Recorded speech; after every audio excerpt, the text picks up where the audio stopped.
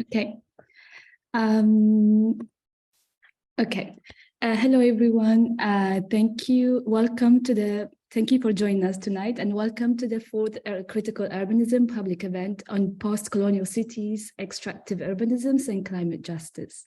For those who don't know me, my name is Semhar Haile. I'm a first-year PhD student working on researching on precarious urbanisms in coastal Africa under a project called Precarbica. And Precarbica is an ethnographic research project looking at the impacts of climate risk on social infrastructural processes across 4 African coastal cities, namely Beira in Mozambique, Pointe-Noire in Republic of Congo, Cotonou in Benin, and Freetown in Sierra Leone, which is also my case study. In the project, we engage with questions of climate justice, coloniality of infrastructure, knowledge production, extractivism, and violence in its various forms, namely epistemic, state, and colonial violence, which is also the key topic of today. Indeed, colonial violence is also the process that have historically and continue to link the 2 sides of the Atlantic. To this end, it's my pleasure to moderate this discussion today on climate change, urbanism through the lens of colonialism and neoliberal policies in Puerto Rico, especially in the aftermath of Hurricane Maria. I'm delighted to welcome Professor Rosa Ficek. Thank you so much for joining us, Rosa.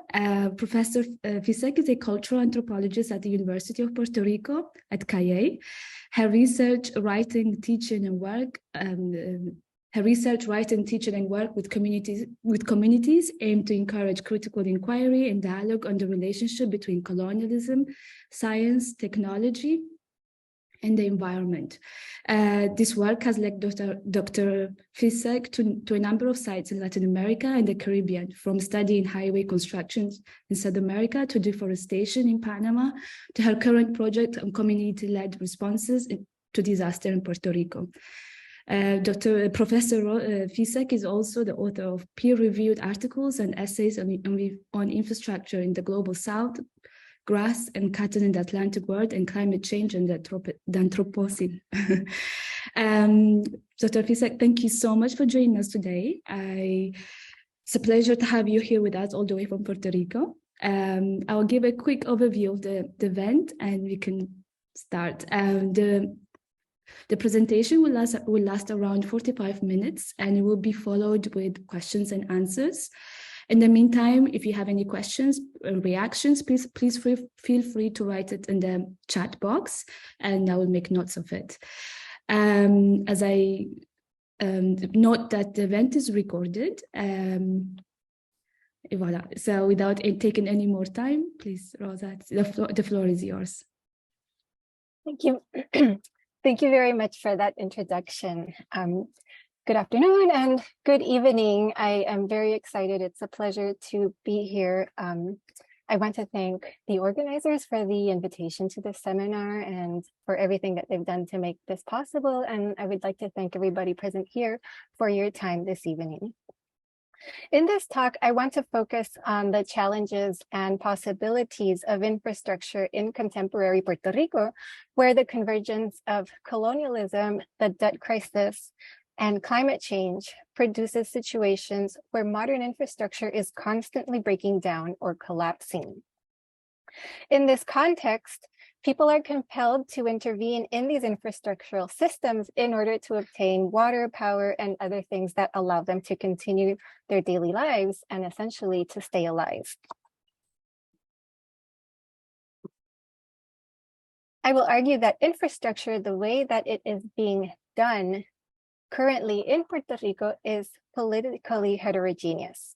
On the one hand, collapsed infrastructure becomes a site where colonial capitalist power relations are reinscribed. Collapsed infrastructure does not necessarily represent the collapse of the modern/colonial system that governs Puerto Rico. Instead, it becomes a site where colonialism and capitalism are updated to advance neoliberal projects. On the other hand, collapsed infrastructure also presents possibilities for building alternative systems, especially when people intervene in infrastructure from positions that oppose colonialism. These oppositional interventions do not necessarily take the form of liberal politics if we understand these as being centered on things like electoral processes or social movements or dialogue with the state working with state frameworks. Rather, they happen through forms of politics that work through small scale, local community institutions that are known in Puerto Rico as autogestión, which is a radical kind of community organizing that breaks with patterns of dependency on external resources and knowledge that the colonial system produces.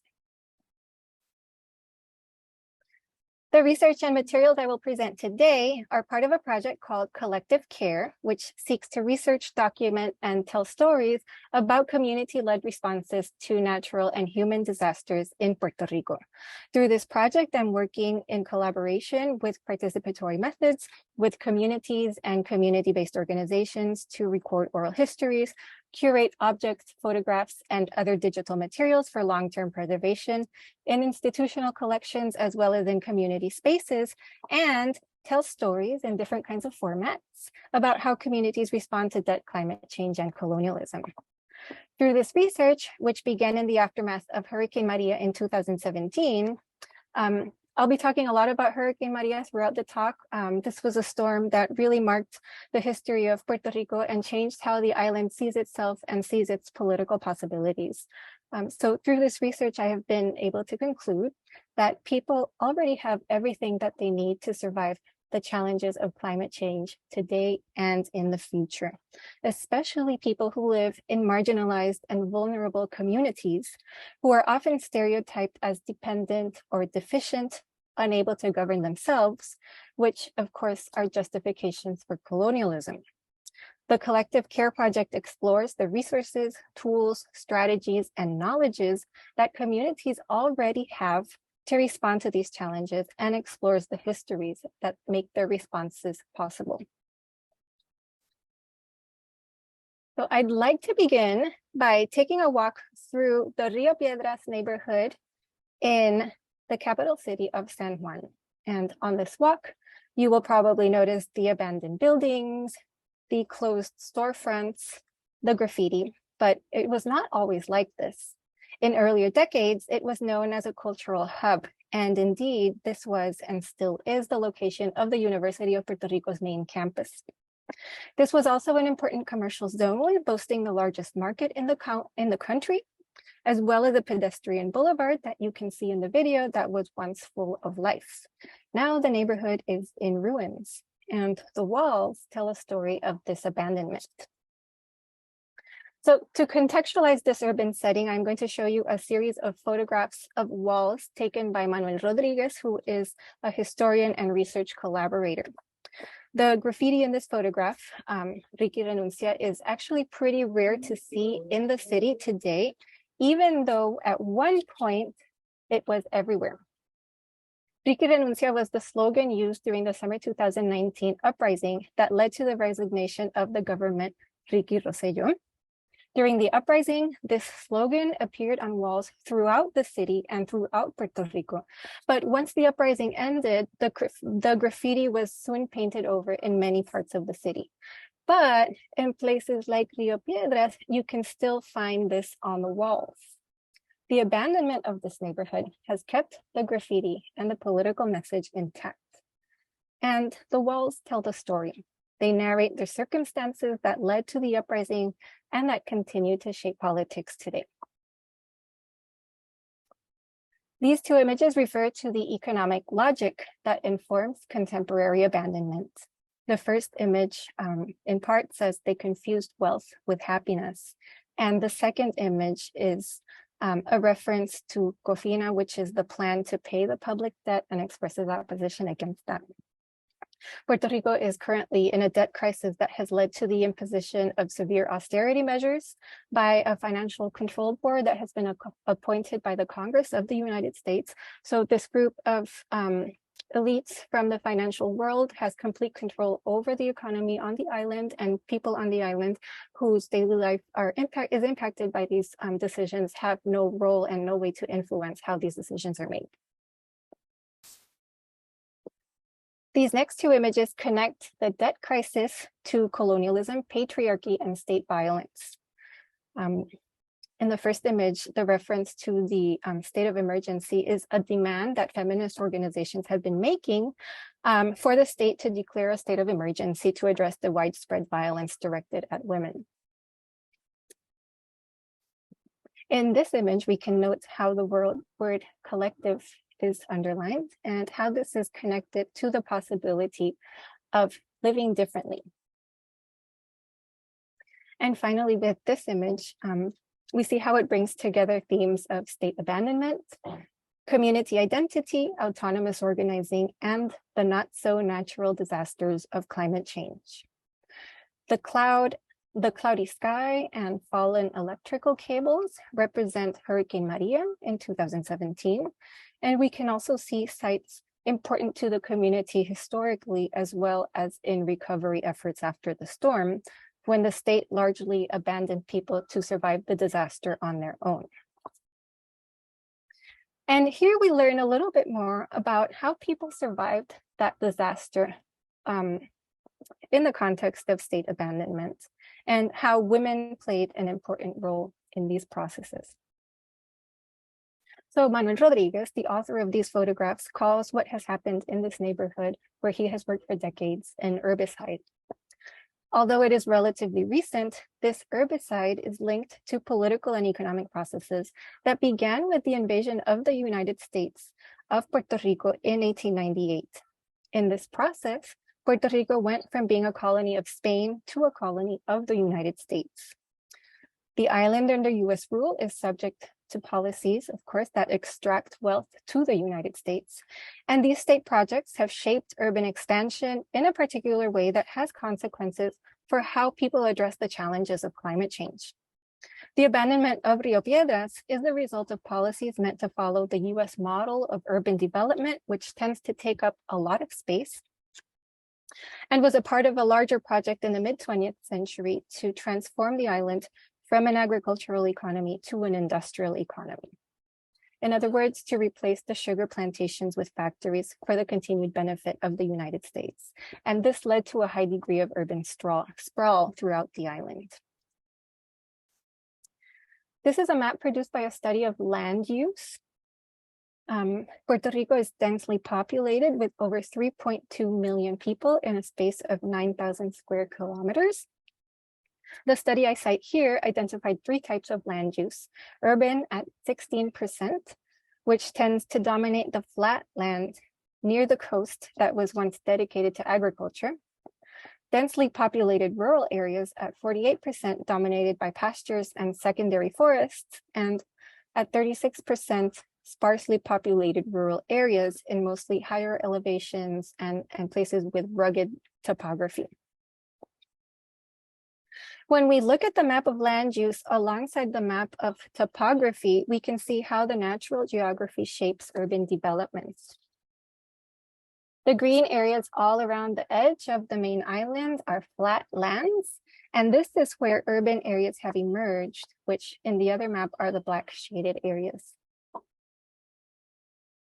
And this next map shows how urban areas are not only shaped by the natural topography, but also by human interventions in the landscape.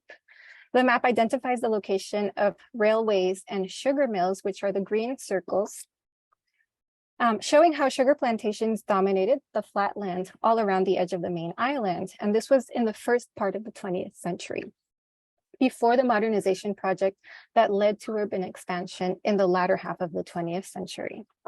The sugar mills, which for the most part were owned by US companies, were designed to extract the raw material, the sugar, as well as the labor out of the workers. And at the same, and these same sites of colonial extraction are where urban development emerged.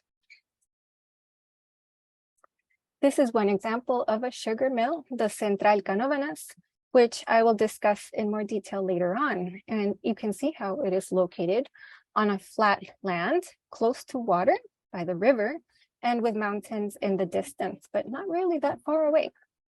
All of these elements in the landscape at the beginning of the 20th century continue to shape urban life today. To give you a brief overview of the series of economic projects in Puerto Rico that have shaped these developments, in the mid-20th century, the agricultural economy was based on sugar exports was replaced by an economic project centered on industrialization. After a brief period of state-led industrialization, the approach shifted to prioritize the investment of private capital. U.S. manufacturing companies set up facilities in Puerto Rico attracted by low wages, by very, very relaxed environmental regulations, by heavy investment in public infrastructure at that time, and by tax breaks, major tax breaks.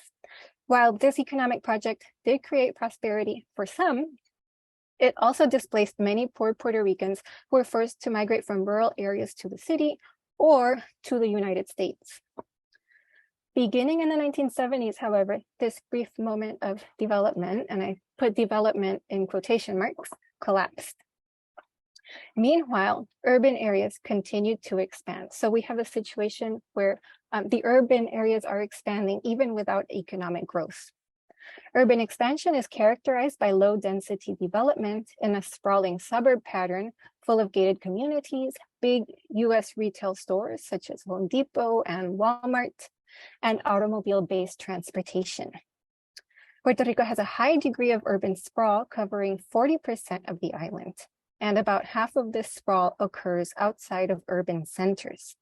So places like Rio Piedras, the neighborhood where we saw the graffiti, are abandoned as commercial activity moves out to these other areas as part of this process of sprawl. Urban expansion tends to move into the remaining open land along the coast, and this has a big impact on watersheds.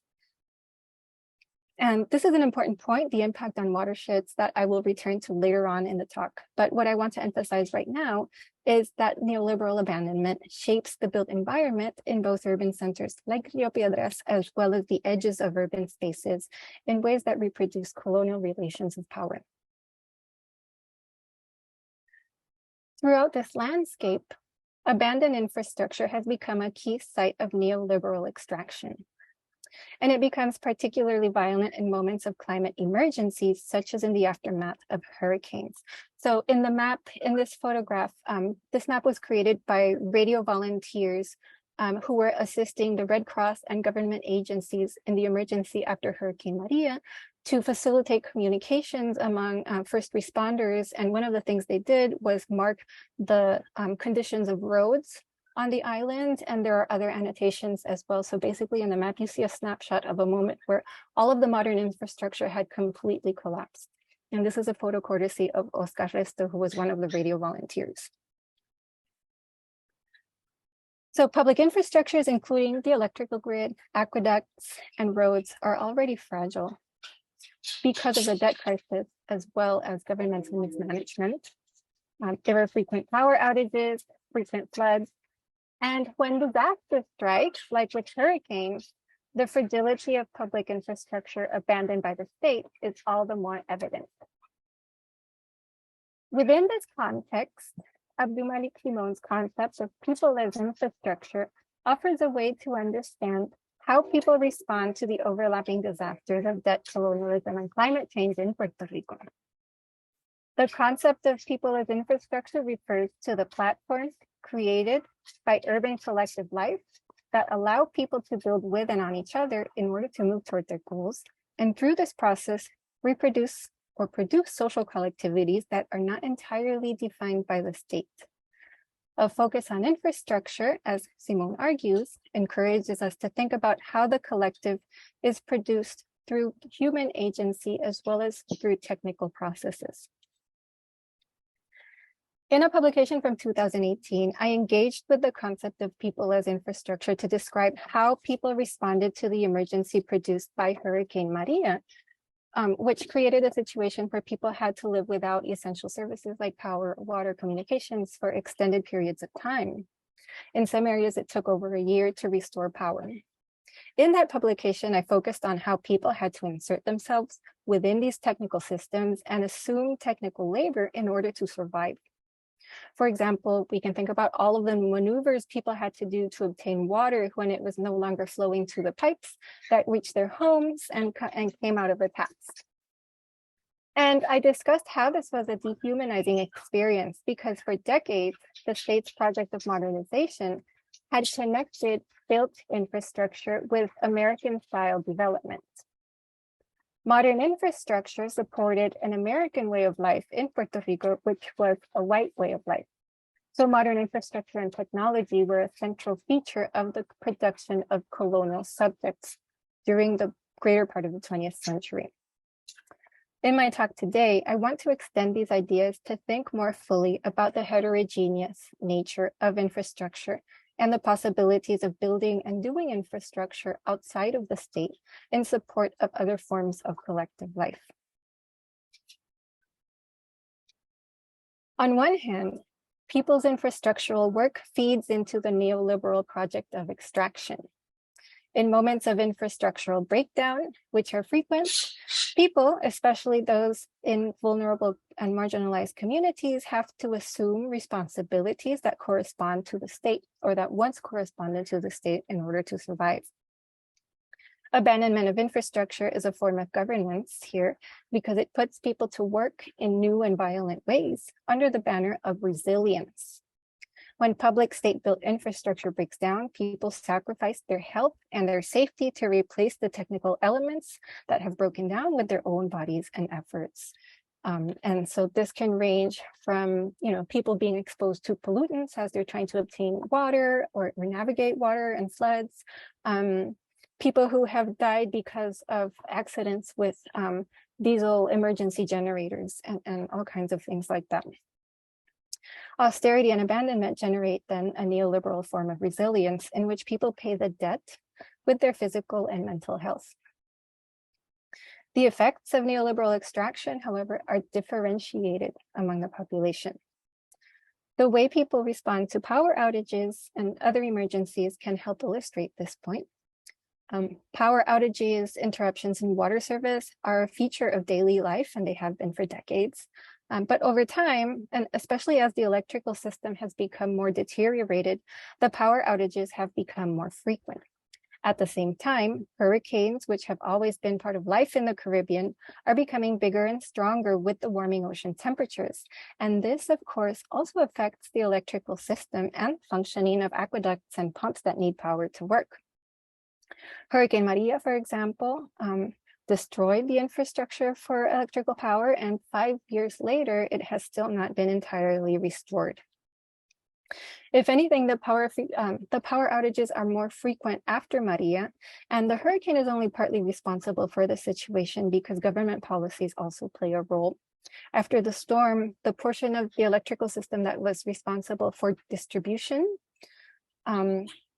to people's homes and businesses was privatized, and this privatization aligned with the economic policies imposed by the Financial Control Board, tasked with restructuring the economy to pay the public debt. And since privatization, the power outages have become even more frequent.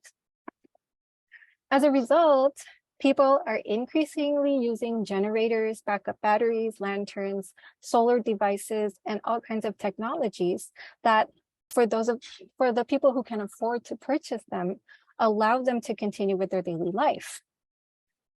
So we're talking about a situation where a public service becomes a personal responsibility. These items are designed to be used, moreover, by individual people and nuclear families. For capital projects in Puerto Rico, individuals have historically been the ideal kind of worker, the most extreme example being how the institution of plantation slavery required laborers who had been disconnected from their families and their community networks.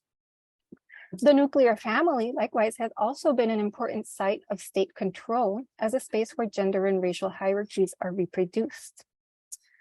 The infrastructural collapses that we see today update capitalist logics By expecting people to respond to disasters as individuals and nuclear families with the assistance of technologies that patch and modify the system to ensure its functioning, or to ensure that they have access to the things they need. And the system that continues to function is technical, of course, but it's also political and economic.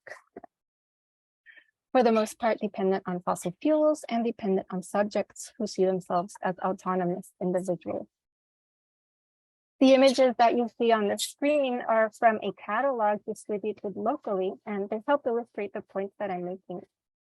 In this version of disaster preparation, people do not have to talk to their neighbors in order to survive.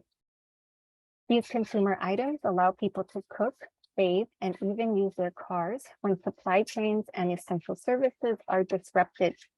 They allow people to continue living in the capitalist system without necessarily disrupting it, and the nuclear family home is where these relations are reproduced. This is a luxury housing development in a wealthy part of the metropolitan area that takes neoliberal resilience to a whole nother level. Marketed as a solution to the unstable electrical system, these homes come equipped with solar panels, backup batteries, and community facilities like a pool, park, gym, all powered by what the developer calls clean energy. But curiously, the houses are also equipped with pipes for natural gas. And this is rare in Puerto Rico right now because electrical power is generated mostly by petroleum and coal. So homes do not really have the kind of infrastructure. Homes are not really equipped to work with gas. But for decades, however, a portion of political elites, both on the island and in Washington, D.C., have been pushing for the conversion to natural gas, which is not really a sustainable source of power if we think about how gas is a finite resource. So this housing development is very much aligned with green capitalism, I would say even like barely green capitalism, and with a political ideology that expects people to behave as individuals organized in nuclear families. One of their advertisements, in fact, states that salvation is individual. And all of this, of course, is protected by gates and security guards. So we return to the walls, which do not appear in these images, but you can be sure that they're there. These examples, the luxury housing development and the catalog selling disaster preparation products, point to a broader trend in Puerto Rico in which people respond to infrastructural breakdown as consumers of technical devices that increasingly shift infrastructure from public control to private control. Those who are not wealthy enough to mitigate the violence of debt and climate change with private infrastructure are forced to migrate to the United States and contribute their labor to the economy over there, or remain and confront increasingly challenging conditions.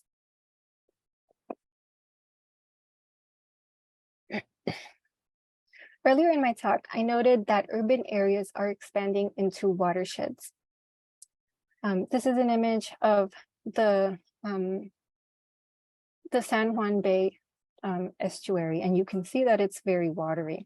Most urban development has historically had a fraught relationship with bodies of water in Puerto Rico. Most of San Juan, the capital city, expanded from the small peninsula that had been colonized and fortified by Spain into territories dominated by wetlands, mangrove forests, lagoons, canals, and rivers, which is what you see in this image.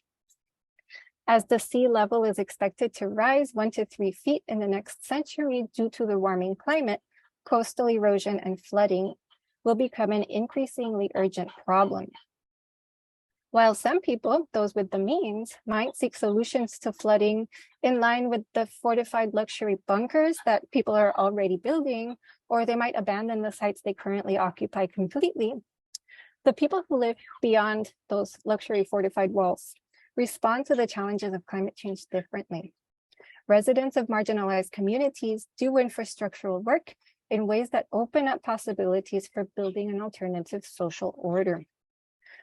To consider the infrastructural labor of people who live beyond the luxury fortified enclaves that are emerging, I want to shift attention from more established urban areas to the edges of the urban. And specifically, I'm going to discuss people's interventions in infrastructure in the area on the map that's circled in red.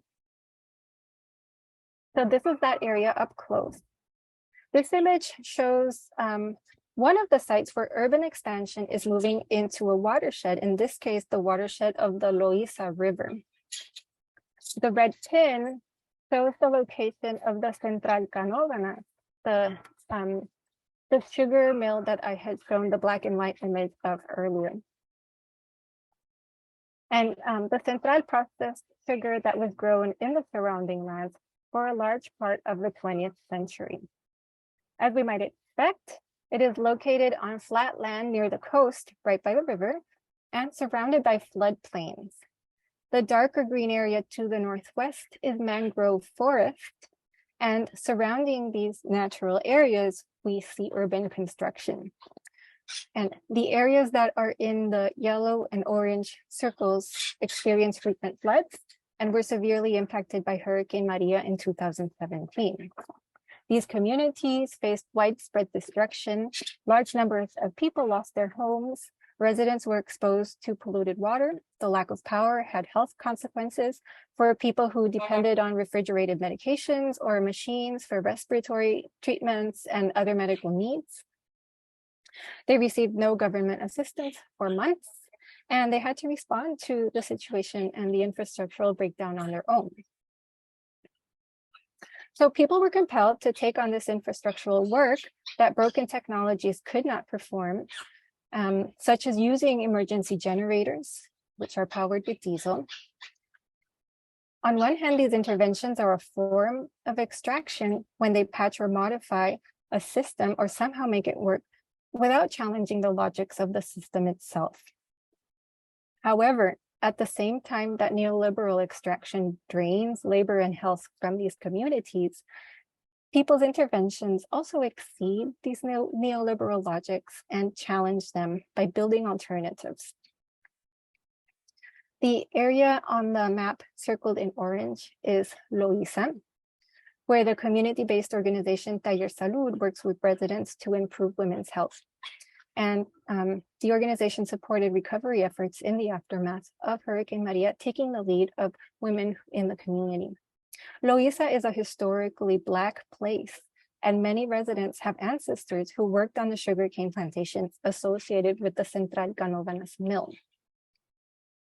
But people's livelihood was not exclusively linked to the sugar plantations. They lived off of the wages that they received working in these locations, but they also lived through other kinds of engagements with the natural environment, right? So they built a world in close relation with wetlands and with coastal ecologies. So these natural resources beyond the plantation were very important for their livelihood and their survival. The way that people responded to Hurricane Maria is connected to these social collectivities and livelihoods then that exceed the plantation. So I'm going to show you a video that where you can hear some of the women involved explain what happened in their own words.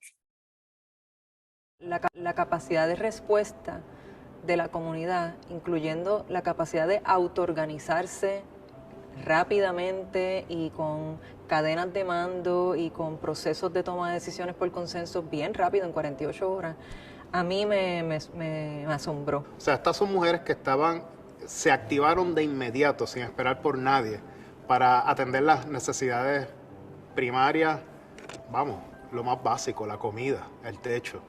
Eso ocurrió sin mediación de nadie. Entonces, una vez Taller Salud empieza a identificar esas mujeres que están actuando por su comunidad, entonces facilita y estructura un poco más ese espacio. Pero la respuesta salió autónoma de la gente, de las mujeres. Con las mujeres yo te diría que lo que sigue latente en mí como experiencia de aprendizaje es que todo convive. Convive la angustia más extrema, convive la preocupación, convive el desamparo, convive el miedo y convive una capacidad de poder coger eso Y si alguien te da un empujoncito, si alguien te dice una palabra, si alguien dice que lo va a hacer contigo, convive también un infinito de posibilidades. Y un empuje, una fuerza extraordinaria. El que nosotras llegáramos con posibilidad de traer a grandes cantidades de alimentos, tanques de gas propano, grandes cantidades de agua, médicos y medicamentos, hizo diferencia, porque la gente estaba poniendo al medio lo que era de ellos, pero eso se iba a acabar. Yo te diría que por los primeros 120 días yo lloraba todos los días, pero todos los días yo encontré cosas para hacer y compartir con esas mujeres que fueron extraordinarias. Y a veces yo llegaba a mi casa y hablaba con ellas cuando empezamos a hacer las reuniones más frecuentes y cuando nos encontrábamos todo el tiempo. Y el intercambio era ese, el intercambio era que había alegría, había nobleza, había un gesto, un abrazo, una caricia, una palabra que convivía también con un estado de desolación extraordinario. Algo bien particular cuando las comunidades descubren que tú eres una persona que, aunque no tengas nada, siempre vas a estar para la gente. Hubo una semana corrida que la gente estuvo buscándome en mi casa y hasta de noche me llamaban, mira Judith, te necesito para esto, para lo otro, cualquier necesidad. Fue muy constante y eso para mí fue bien importante y eso, como decimos nosotros allá en mi barrio, si era una líder buena, pues ahora soy un excelente líder porque ellos lo dicen.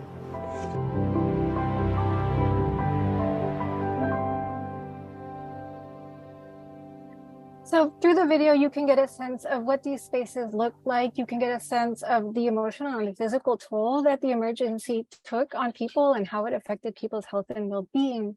And also you can get a tiny sense of the joy that people also felt in moments of coming together to respond to the disaster collectively.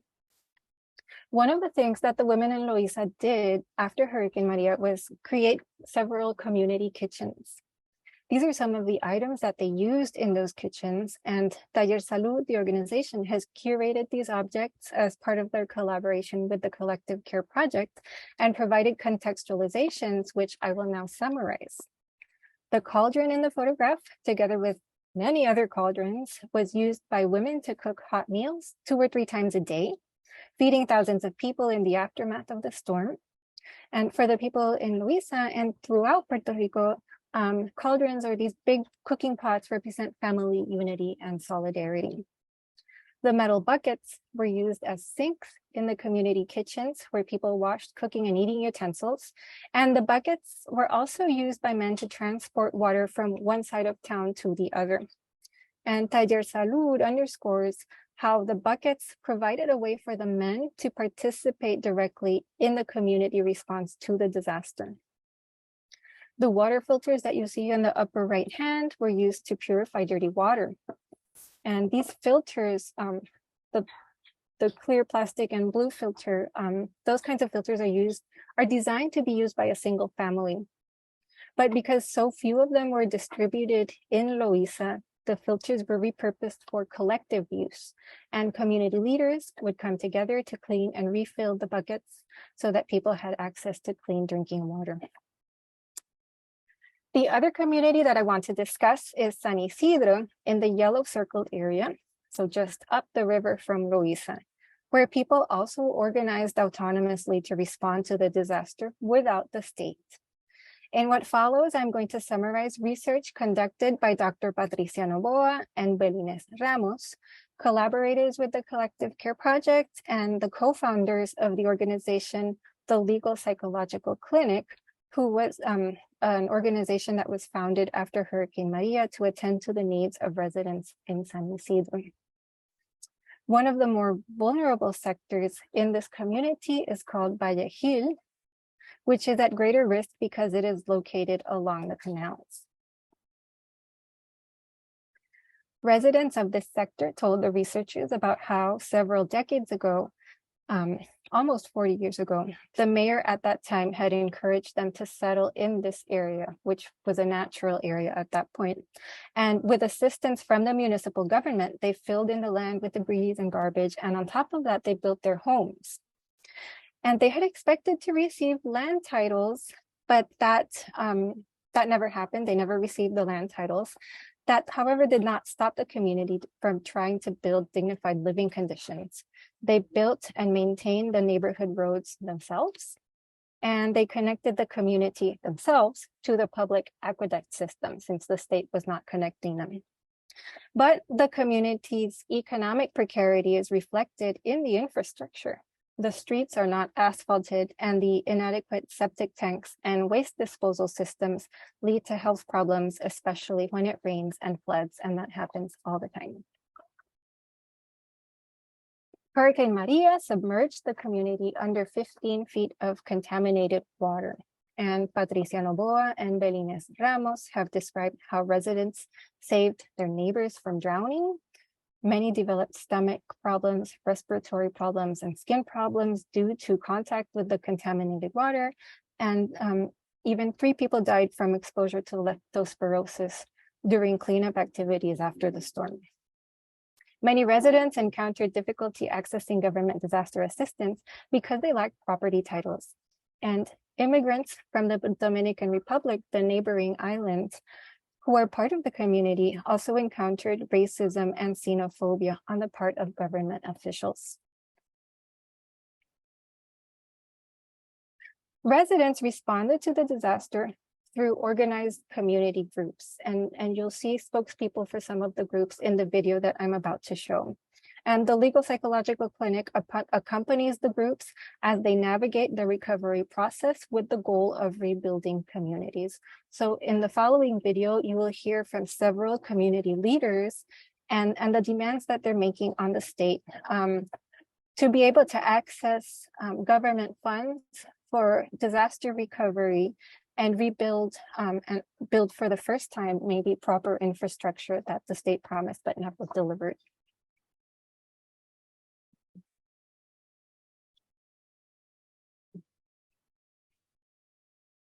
Buenas tardes, mi nombre es Janes Lozada, pues presidente de la Junta Comunitaria aquí en la comunidad Vallejí. Llevo 21 años residiendo aquí, viendo cómo mi comunidad a través de los años sigue en deterioro. Se inunda cuando caen 2 o 3 lluvias porque aquí no hay alcantarillado, aquí no hay conectores, aquí mucha gente no tiene el pozo muro, y nosotros queremos, uno de los proyectos que nosotros hicimos para la mitigación es pues alcantarillado y cunetones. Queremos un centro de apoyo también. So you're hearing Janet Lozada, which is a community leader, and she's the president of one of the neighborhood associations. And she's talking about how the neighborhood lacks aqueducts and a drainage system. And she's going to continue on to talk about how people, for example, who are bedridden or who have health problems are even more vulnerable because of the polluted water that floods and surrounds their homes every time that it rains. Para dar la primera ayuda cuando haya una desgracia, que estamos cansados, que es una comunidad que ya lleva 36 años y que no hemos podido lograr muchas cosas tanto por la EPA, por los permisos de uso, pero queremos con eso mitigar no tanto el impacto de una inundación como María, pero por lo menos cuando llueve 2 días, que se nos inunda, por lo menos que haya un drenaje. Necesitamos un sistema de bombeo en el momento dado que no se puedan canalizar esas aguas. Si nosotros vamos a esa calle que vamos ahora, tú vas a ver las aguas negras, verdes, con lama, cuando pasan por encaje de María y la vecina de María, y yo tengo un encamado, allí yo tengo uno en silla de ruedas que tiene una llaga bien fea, y es eso, porque nosotros queremos que esos fondos lleguen aquí. So this video was specifically created to assist the community in demanding that the state give them the recovery funds that they have a right to access, right, as residents of the community.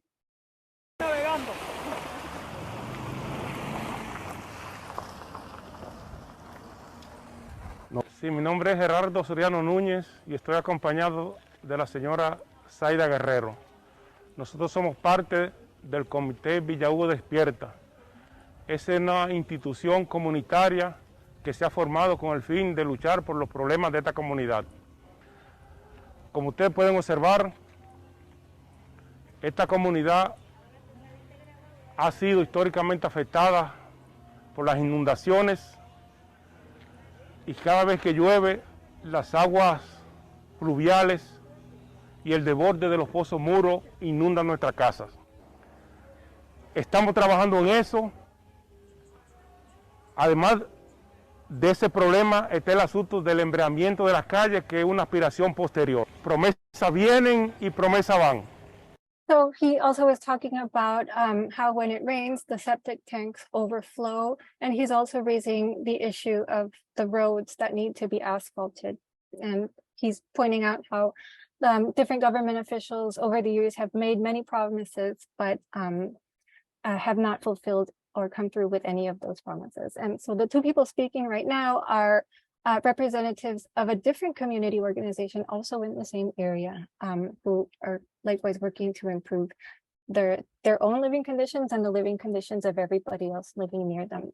And in their case, they are two people who immigrated to Puerto Rico from the Dominican Republic. And now we're going to hear from Zaida, who is the woman, and she emphasizes how everybody living in the neighborhood, the older people, the younger people, everybody deserves to have dignified living conditions.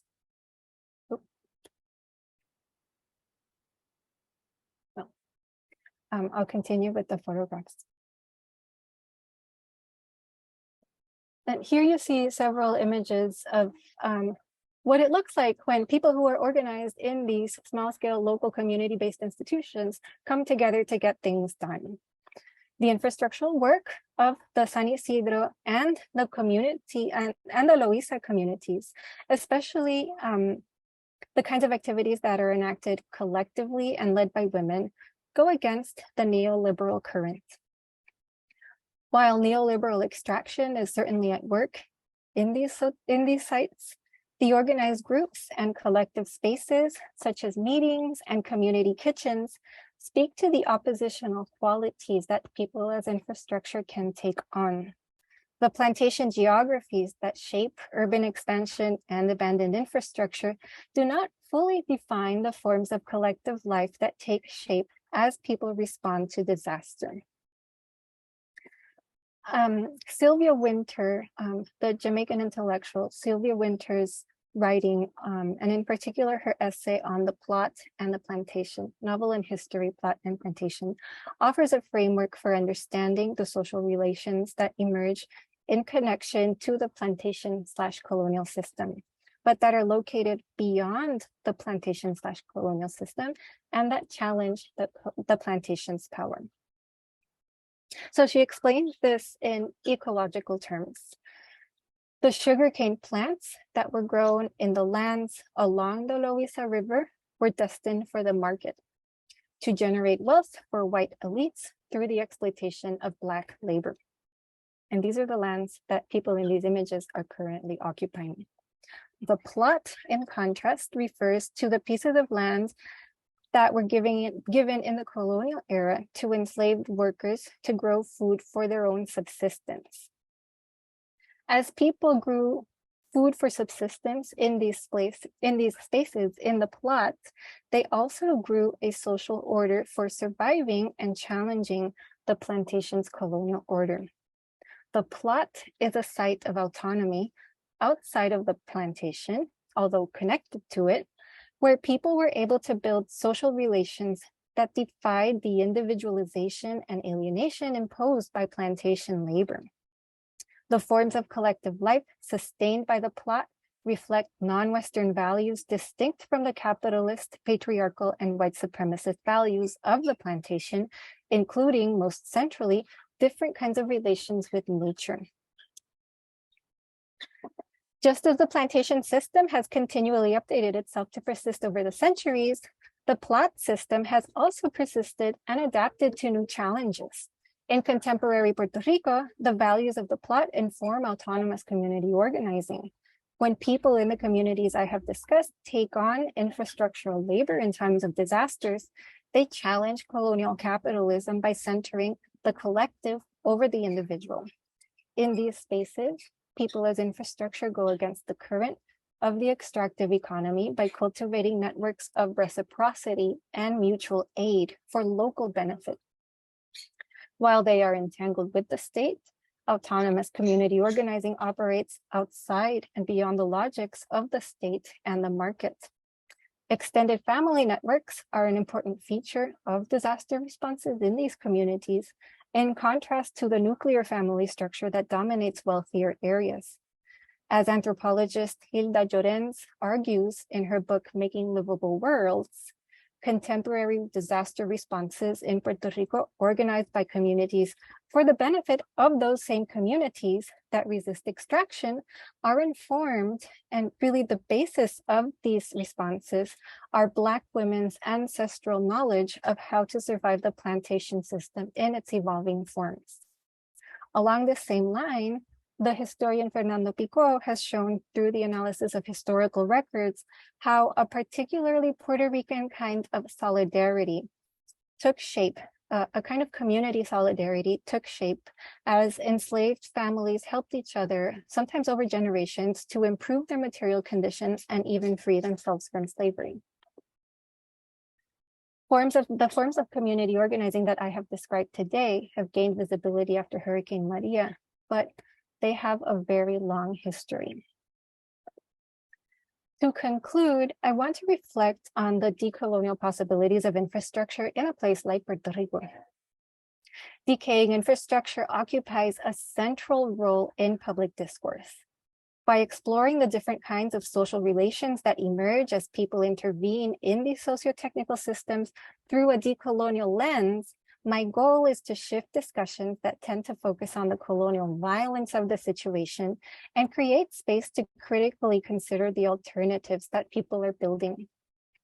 While critiquing our violent systems is necessary and important work, if we do not hold space to consider the possibilities of a radically different society and acknowledge how people are enacting these possibilities as we speak, we run the risk of reproducing that colonial violence in our research and in our work with communities. So part of my thinking has been shaped by the work of Catherine McKittrick.